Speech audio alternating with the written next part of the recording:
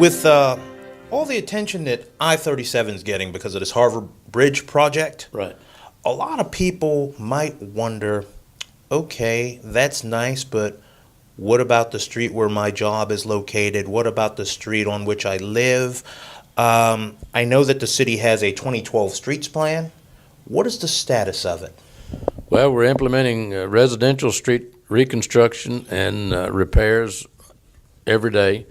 The voters voted in 2016 to even, they said, increase our taxes by 2 cents a year for a couple of years till you get to a maximum of 6, to dedicate that money strictly for residential streets. And we implemented that 2 cents in this year's budget. We didn't do it last year because of Hurricane Harvey, but we did it this year because the voters approved it. Those monies are specifically dedicated to residential streets.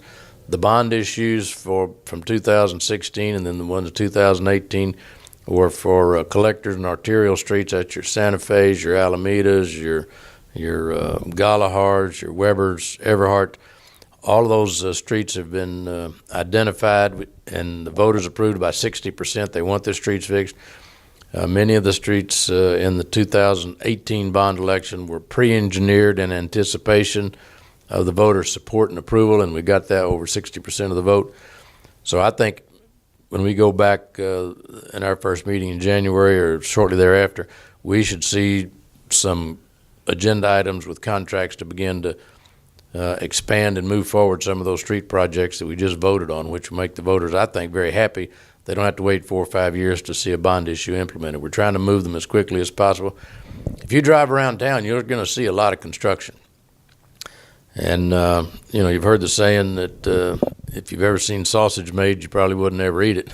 But, building streets and repairing streets is a messy process. It's an inconvenience both for the private businesses that you have to get access to. It sometimes is very devastating to some of those local businesses that their customers can't get to them. So we try to make it as less invasive as possible, but you've got to be able to get in there and get your streets built.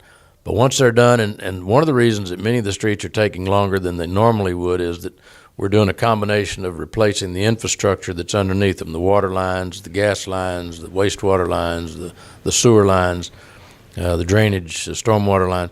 So it just takes time, but we're making progress. Many of the streets now are completed. Costoris is completed. Staples pretty much is finished out. The rest of it should be completed this year. And I think people, when all that construction equipment's gone, they're really going to appreciate the nice, good, smooth streets we've got.